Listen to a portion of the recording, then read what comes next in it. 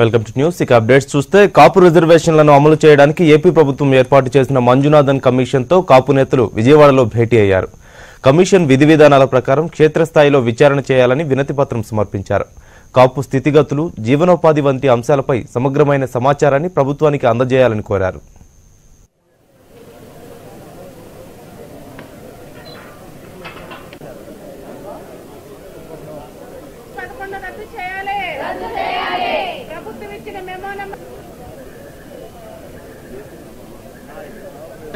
మన కాపు తెలగ బల టైం నుంచి ఉన్న రిజర్వేషన్ ఏ రకంగా ఉంది, తర్వాత ఉమ్మడి రాష్ట్రాల్లో అటు తమిళనాడు గవర్నమెంట్లోను ఉమ్మడి రాష్ట్ర గవర్నమెంట్లో ఉన్నప్పుడు రిజర్వేషన్ ఈ ప్రక్రియ ఏ రకంగా ఉందన్నది, తర్వాత రాష్ట్రం మరి ఆంధ్ర రాష్ట్రం ప్రత్యేకంగా ఏర్పడినప్పుడు ఏ రకంగా ఈ రిజర్వేషన్ ఫలితాలు అనిపించాయి ఈ జాతులు, మరి తర్వాత ఏ రకంగా తీసేశారు, ఇవన్నిటి మీద సవివరంగా కూడా కమిషన్కి మంజునాథ్ కమిషన్ వారికి మరి కాపు తెలగ బలిజ ఒంటరి కులాల 13 జిల్లాల జాయింట్ యాక్షన్ కమిటీ ఆధ్వర్యంలో పెద్దలు ముద్రగడ పద్మనాభం గారి సారథ్యంలో మరి జరుగుతున్న మూమెంట్ మీ అందరికీ తెలిసిందే.